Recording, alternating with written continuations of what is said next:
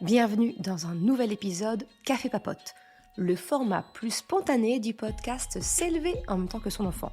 Moi, c'est Maude, coach spécialisée en parentalité bienveillante, mais surtout maman de 3 enfants. J'aide les parents à retrouver confiance en eux, à poser un cadre clair sans avoir besoin de crier et à retrouver une véritable harmonie en famille. Ensemble, on grandit avec nos enfants parce qu'on apprend autant qu'eux à leur côté. Dans les épisodes Café Papote, pas de script, juste mes réflexions, mon micro et toi. On parle parentalité, émotions, ratés du quotidien, prise de conscience et petites victoires, comme une discussion entre amis autour d'une bonne boisson chaude. Tu te sers une tasse ? C'est parti pour l'épisode du jour. Hey, salut! Je suis contente de te retrouver aujourd'hui pour un nouvel épisode. Un épisode où on va parler d'Halloween. Alors, j'ai déjà fait un épisode d'Halloween sur comment en faire un moment en famille. Aujourd'hui, j'ai plutôt envie de te parler qu'on ait envie ou pas de fêter Halloween avec notre enfant, de se déguiser ou autre. La réalité est que Halloween fait partie de notre environnement et que quelquefois ça vient réveiller, susciter, amplifier peut-être les peurs de notre enfant. Ça peut générer, susciter, amplifier également tout ce qui est autour de l'excitation. L'excitation de se déguiser, l'excitation liée aux bonbons. Bref, l'épisode d'aujourd'hui, je voudrais te parler d'Halloween et comment accompagner notre enfant vis-à-vis de ces deux pans, j'ai envie de te dire, d'Halloween qui sont la peur et l'excitation. Finalement, c'est plutôt le côté émotionnel, tu l'auras compris, que je souhaite aborder dans l'épisode d'aujourd'hui. Parce que, voilà, encore une fois, peut-être que tu fêtes Halloween avec ton enfant, peut-être que pas du tout, parce que tu considères que ce n'est pas, peut-être pas dans ta religion, peut-être que tu trouves que c'est une fête commerciale, peu importe. Mais c'est vrai que nos enfants voient dans les vitrines ou autres, eh bien quelquefois des squelettes géants dans les supermarchés, des masques de clowns qui font plus peur que rire. et tout ça, eh bien, ça peut réveiller, ça peut susciter des cauchemars, des crises d'angoisse, auprès de notre enfant. Comment faire ? Eh bien, dans l'épisode d'aujourd'hui, je vais te partager mes 3 clés, finalement, pour traverser cette période autour d'Halloween le plus sereinement possible, que ce soit, encore une fois, vis-à-vis de la peur ou que ce soit vis-à-vis de l'excitation que ça peut générer. Encore une fois, je te l'ai déjà dit, j'ai un autre épisode de podcast, l'épisode 132, si ma mémoire est bonne, où je te partage comment moi j'utilise Halloween pour en faire un moment en famille. Le lien est en description de cet épisode de podcast, tu peux le retrouver très facilement. Mais voilà, aujourd'hui, on va parler plutôt des émotions. Et justement, avant d'attaquer et de te parler de ces fameuses 3 clés pour vivre Halloween plus sereinement avec ton enfant, j'aimerais te faire un petit aparté sur pourquoi est-ce que on aime se faire peur. Parce que ça peut être intéressant de peut-être expliquer à ton enfant pourquoi est-ce qu'à Halloween on se déguise, pourquoi est-ce qu'à Halloween il y a du sang, des fantômes, des vampires, des squelettes, des chauves-souris, tout cet univers qui nous fait peur finalement, qui peut susciter de la peur. Pourquoi est-ce qu'on s'amuse comme ça à le mettre en scène dans les vitrines, dans nos maisons, sur les devants de nos portes, peu importe. Ça peut être intéressant d'accompagner ton enfant, de lui expliquer pourquoi est-ce que certaines personnes, certains enfants aiment se faire peur. Et là, en fait, j'ai envie de te dire, c'est une excellente occasion de normaliser la peur à ton enfant. Quelquefois, la peur, elle est perçue comme une émotion qui montre une certaine vulnérabilité. Quand on a peur de quelque chose, on crie, on peut pleurer, et ça nous présente sous un jour qu'on n'a pas spécialement envie de mettre en avant. Et du coup, c'est vrai que cette émotion de la peur, elle peut avoir une aura un peu négative, tu vois. T'es peureux, ça n'a rien de ça n'a rien de positif, tu vois. Et en fait, je trouve intéressant de pouvoir montrer à notre enfant, alors là, c'est à l'occasion d'Halloween, mais peu importe, j'ai envie de te dire, d'expliquer que la peur, c'est une émotion normale, que tout le monde ressent. Et surtout, c'est une émotion utile. En fait, l'émotion de la peur, s'il doit en rester qu'une, j'ai envie de te dire que celle-ci, elle est quand même bien pratique. C'est elle qui nous permet de rester en vie. Parce que dès lors que tu as peur, eh bien, on va avoir un mouvement de recul, on va se mettre en sécurité, tu vois, la peur, elle assure notre survie. Donc, c'est d'expliquer qu'effectivement, voilà, déjà, on a une occasion de parler avec notre enfant autour de la peur. La peur est une émotion normale que tout un chacun reçoit. Même les caïds qui veulent se montrer hyper courageux, hyper braves, ils ont peur. D'accord ? Ils ne le montrent peut-être pas, mais si on n'a pas peur, c'est qu'on est inconscient. Et si on est inconscient, on se met en danger, et là, notre survie, autant dire qu'elle tient à pas grand-chose, d'accord ? Donc la peur est une émotion normale et utile. Et là où je vais faire le lien avec le sujet d'aujourd'hui, à savoir Halloween, c'est d'expliquer à ton enfant que finalement, Halloween est une occasion dans l'année que l'on a de pouvoir contrôler quelque part un peu la peur, de pouvoir la domestiquer. C'est pas le bon mot qui me vient là, mais tu vois l'idée, c'est d'essayer d'apprivoiser. Voilà, c'est ça le mot que je cherchais. C'est une excellente occasion, Halloween, pour apprivoiser notre peur. On vient la stimuler par effectivement des déguisements qui peuvent faire peur, par évoquer des sujets des films d'horreur, ce genre de choses. Voilà, on vient stimuler la peur, mais en même temps, on la contrôle parce qu'on sait que c'est pour de faux. On vient ressentir le frisson de l'adrénaline, suivi tout de suite du soulagement, parce qu'on sait que tout ça, c'est du cinéma, c'est factice, c'est pour de faux. Et donc, on vit quelque part la petite victoire intérieure de se dire « Ah, on a survécu, c'est bon, on a dépassé la peur ». Donc, moi, ce que j'ai envie de te proposer, c'est de peut-être présenter Halloween à ton enfant comme le moyen de commencer à chercher à apprivoiser sa peur, à ressentir le petit frisson, pas aller tout de suite dans les extrêmes qui nous font peur, mais le petit cran du dessus, tu vois. Et c'est ce que je vais te partager à travers les 3 clés dans cet épisode, d'accord ? Je vais pas te les dévoiler tout de suite, sinon, j'étais en train de partir sur le sujet-là. Mais voilà, en gros, je veux te dire, c'est que le petit détour, c'était normaliser la peur, expliquer à ton enfant que oui, certaines personnes, certains enfants, certains adultes aiment se faire peur. Plus ou moins. Se faire peur, c'est ce qu'on fait aussi dans les manèges à sensations. Dans les parcs de loisirs, les grands 8 et tout ça, on se fait peur. Donc Halloween, c'est une autre version quelque part, j'ai envie de te dire, une autre occasion de pouvoir tester notre peur et de pouvoir l'apprivoiser. Ok, je vais pas m'étendre plus longtemps là-dessus, on va directement rentrer dans le cœur du sujet qui peut t'intéresser. C'est effectivement les 3 clés pour vivre des émotions les plus sereines autour d'Halloween, que ce soit la peur ou que ce soit l'excitation, ok ? On va commencer par la clé numéro 1 qui a attrait effectivement à la peur. La clé numéro 1, c'est donc d'accueillir et d'apprivoiser cette fameuse peur. Comment on fait concrètement ? Comment concrètement tu peux le faire avec ton enfant ? Déjà, je te l'ai déjà un petit peu dit, c'est d'expliquer à ton enfant que finalement, la peur n'est pas un problème. C'est plutôt une bonne chose, je te l'ai dit, c'est ce qui assure notre survie. Parce qu'en fait, la peur, c'est un signal. C'est quelque chose de sain. Et donc, notre rôle à nous, qui accompagnons notre enfant, notre rôle d'adulte, c'est finalement d'être en capacité de pouvoir mettre des mots pour notre enfant. L'aider finalement à distinguer ce qui est vrai, d'accord ? Voilà, ce qu'on doit vraiment craindre pour notre survie, et de ce qui est pour de faux. Quelqu'un qui est déguisé en monstre, en vampire, en squelette ou je ne sais quoi, c'est pour de faux. Donc on vient ainsi placer des repères pour notre enfant.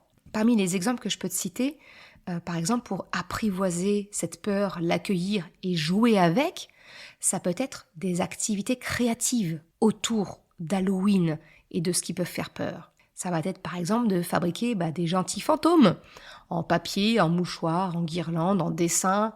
Ça peut être en fait c'est de transformer tous les codes qui peuvent faire peur. Alors je pense notamment les fantômes, les vampires, les chauves-souris, les squelettes, etc. en quelque chose de mignon et de maîtrisable. Alors pour ça, Pinterest est ton ami. Moi, je sais on a découpé dans de la feutrine des petits fantômes avec des petits yeux mignons qu'on a collés dessus. Ça fait un petit peu, des fantômes un peu kawaii, avec des grands yeux comme ça. Tout de suite, ils font moins peur. On les a mis, généralement on a un arbre en face de notre cuisine, on s'amuse à les mettre dedans, on les voit qui bougent avec le vent. Ça reste des fantômes, donc un code qui fait peur, mais on les rend mignons, on en fait une activité créative, et c'est comme ça que les enfants viennent finalement s'approprier les codes de la peur en les dépassant, et voilà, c'est comme ça qu'ils grandissent avec finalement et qu'on apprend à dépasser. Ça, c'est la première idée, c'est effectivement de passer par du créatif. Ça peut être des dessins, du coloriage, il y a 1000 choses là-dessus. Enfin voilà, on s'approprie les codes. Et voilà, ça permet d'accueillir et d'apprivoiser les peurs. Ensuite, il y a tout ce qui est dessin animé. Le très très classique, Monstres et compagnie. Voilà, le titre, il est dedans, hein. Ce sont des monstres. Sauf que avec ce dessin animé-là, on présente à notre enfant que les monstres eux-mêmes, ils ont peur de nous. Finalement, ils ont peur des enfants, tu vois. Donc c'est aussi un moyen de commencer à apprivoiser ce qui fait peur et montrer que finalement c'est pas si dangereux que ça, c'est de l'imaginaire. Voilà, encore une fois, on place les repères entre ce qui est pour de vrai et ce qui est pour de faux. Ensuite, dans la même lignée, sur les monstres, il y a le livre que j'aime beaucoup et que mon fils Krapopoulos adore, Le monstre du lavabo. Alors, à la base, c'est un livre qui parle du brossage des dents, pour inciter les enfants à brosser les dents et autres. Et en fait, c'est le monstre de la salle de bain qui se brosse les dents, et la petite fille, elle est surprise, elle se dit « Mais attends, mais même les monstres se brossent les dents !» On parle du monstre qui est sous le lit des enfants, et en fait, on le montre, ce monstre, il est tout mignon, il a qu'une seule dent, et on explique que comme la dent de ce monstre-là est très très fragile, eh bien en fait il se sert des cheveux des enfants qui sont très doux et très fins pour se brosser les dents. Donc encore une fois, tu vois, dans ce livre, on va présenter les monstres, on va présenter ceux qui font peur, donc il y a le monstre de la salle de bain, le monstre de sous le lit, le monstre de la cave, etc. Et on va les présenter sous un jour où en fait ils font pas peur du tout et ils sont aussi innocents et sympathiques que nous les êtres humains, et qu'en fait en réalité ils ont peur de nous, hein. Bref, ça c'est aussi un livre, je trouve, sympa pour accompagner notre enfant à parler de ce qui lui fait peur et de le présenter sous un autre jour. Et enfin, le très grand classique que je vais te partager en ressources pour accueillir et apprivoiser les peurs d'une manière générale, notamment autour d'Halloween, eh bien, c'est le dessin animé Disney, Coco. Coco avec El Día de los Muertos, où on nous présente finalement la mort comme quelque chose d'hyper coloré, que voilà, les êtres chers qui ont disparu en fait vivent également quelque part d'une certaine manière autour de nous, et la mort est entourée d'une aura beaucoup plus positive, colorée, joyeuse. Alors, nous, c'est un très très grand classique, Coco.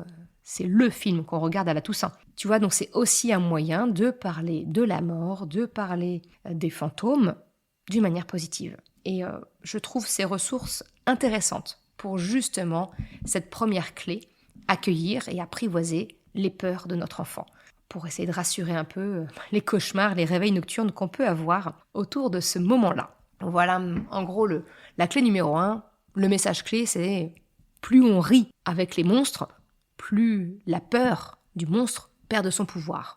Après, tu remplaces monstre par fantôme, mort, squelette, tout ce que tu veux bien. T'as compris l'idée. La clé numéro 2 que je voulais te partager, c'est plutôt lié à l'excitation qui peut y avoir pour certains enfants au moment d'Halloween. Parce que oui, Halloween, c'est l'effervescence. Ça va être les costumes, se déguiser, les copains se retrouvent ensemble pour faire la chasse aux bonbons. Sortir à un moment donné où, en général, on est plutôt à rentrer chez soi le soir. Et puis, naturellement, toute l'excitation qu'il y a autour de l'orgie de bonbons que ça peut devenir. Le piège qu'on peut avoir alors à ce moment-là, c'est finalement de laisser l'excitation s'emballer. Et là, on le sait, toi et moi en tant que parents, ça déborde systématiquement en crise. Donc, ce que je te propose comme clé pour canaliser l'excitation, c'est finalement exactement la même chose que ce qu'on fait tous les jours avec nos enfants, c'est de poser un cadre clair avant le jour d'Halloween. C'est de poser tes règles. Alors, on a toutes et tous nos règles différentes. Pour te partager du concret, moi, mes règles, elles sont claires et surtout, elles sont simples.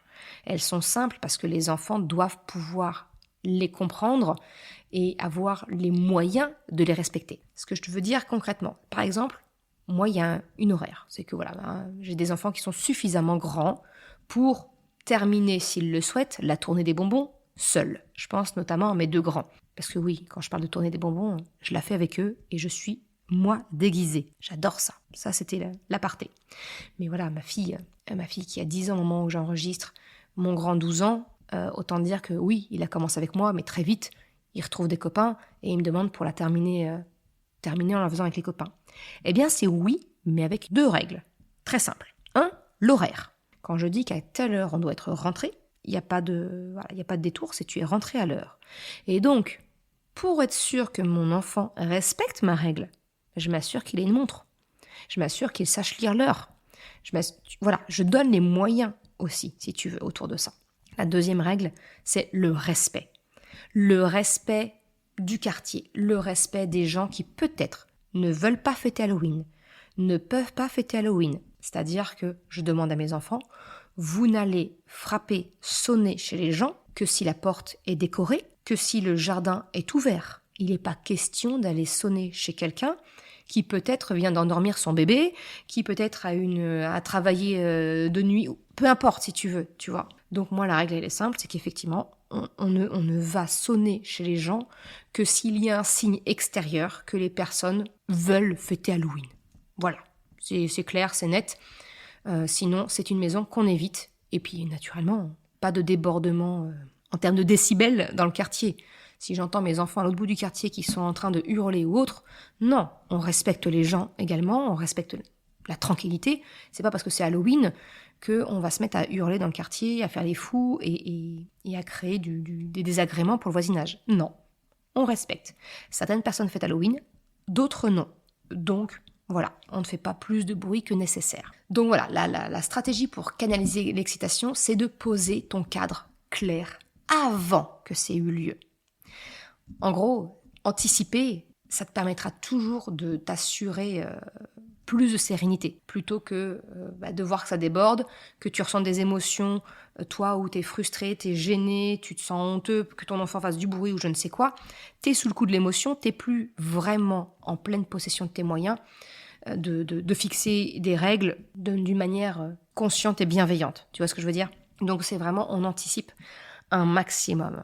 La 3e clé, qui revient aussi un petit peu à canaliser l'excitation, mais on va parler plus globalement de l'excitation liée au sucre, à l'orgie de sucre que peut représenter la chasse aux bonbons qu'est Halloween. Eh bien, ça revient finalement à ce que je t'ai dit tout à l'heure, c'est ma règle.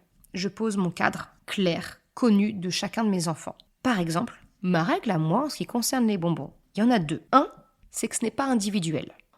Chacun de mes enfants a beau faire sa récolte de bonbons, quand on arrive à la maison, ça devient un pot commun. Tout est mis en commun. C'est pas parce que c'est toi qui as eu telle sucette ou tel bonbon que tu veux, que tu l'as eu, qu'il est à toi. C'est on récolte au nom de la famille. On est une équipe. Donc je cultive toujours, et Halloween pour moi est aussi un moment où je viens utiliser ce moment pour cultiver l'esprit de famille, l'esprit d'équipe au sein de mes enfants. Voilà, donc la première règle chez nous, c'est qu'effectivement, les bonbons, c'est pas individuel, c'est pot commun quand on rentre à la maison. Et la 2e règle, encore une fois, qui est anticipée en amont, c'est que quand on rentre, naturellement, on mange des bonbons. Bien sûr qu'on va en manger plus que les autres jours de l'année, mais il y a un seuil de défini. En gros, on mange 5-6 bonbons chacun le soir d'Halloween, et après, c'est terminé. Ce tas de bonbons-là, on le garde et c'est un petit peu comme nos bonbons pour l'année. Alors ça dure pas 1 an, on est bien d'accord. J'ai remarqué sur plusieurs années que finalement, on vit dans un quartier où les gens sont vraiment sympas. Donc il y a quand même pas mal de bonbons qu'on récolte. En gros, ça nous tient quasiment jusqu'à Pâques. Jusqu'à Pâques, on a un stock de bonbons pour les petits plaisirs de temps en temps, à en prendre un de temps en temps. Et voilà, donc la règle, elle est posée, c'est que oui, on mange des bonbons en rentrant, mais on n'en mange pas sans compter.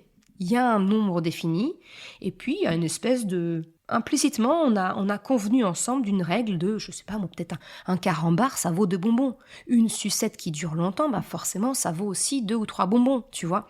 Donc il y a une espèce d'équivalence qui est créée comme ça. Je l'ai jamais vraiment formalisé, mais c'est quelque chose qui est connu de mes enfants. Ils sont pas surpris quand je leur dis, c'est 5 bonbons chacun. Ah, t'as pris une sucette ? Ah non, c'est pas 5 bonbons avec la sucette. La sucette, ça vaut peut-être 2 ou 3 bonbons. On se met d'accord et puis ça passe comme ça.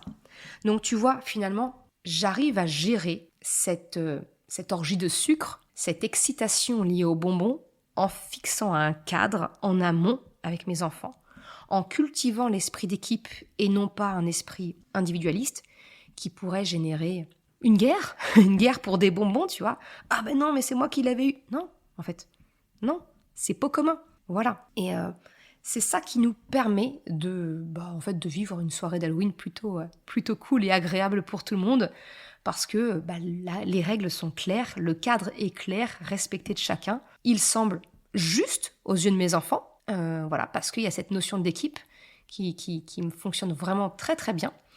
Donc voilà un petit peu les 3 clés que je pouvais te partager pour vivre des émotions plus sereines autour d'Halloween, que ce soit la peur ou que ce soit l'excitation autour du moment, autour de l'excès de sucre que ça peut représenter également. J'espère que ça te donne quelques pistes pour préparer toi aussi, si tu le souhaites, si tu fêtes Halloween, une fête d'Halloween plus sereine avec ton enfant. Je te souhaite une excellente journée, soirée, après-midi, quel que soit le moment où tu écoutes cet épisode. Et si tu veux en échanger, je suis la plus active sur Instagram, sur mon compte Mercredi. On peut en échanger avec grand plaisir. Je te dis à très bientôt. Ciao! Je te remercie d'avoir écouté cet épisode jusqu'à la fin. Si tu souhaites soutenir le podcast pour m'encourager à continuer à créer des épisodes, tu peux le faire sur le site mercredi.com/soutien en me faisant un don libre. Une autre façon de m'encourager et qui est vraiment très efficace, c'est d'en parler tout simplement autour de toi, de partager le podcast, le site. Et si le cœur t'en dit, c'est également de me laisser un commentaire ou une note sur Apple Podcast, Spotify, quelle que soit la plateforme, si elle te le permet. Ça m'aide vraiment à faire connaître le podcast, à diffuser ce message qu'une autre façon de la parentalité est possible. Un grand merci à celles et ceux qui prennent le temps de le faire, mais également ceux qui m'envoient des messages privés. Ça me fait toujours très chaud au cœur. Je te souhaite une excellente journée, après-midi, soirée, quel que soit le moment où tu écoutes, et je te dis à très bientôt pour un nouvel épisode. Ciao!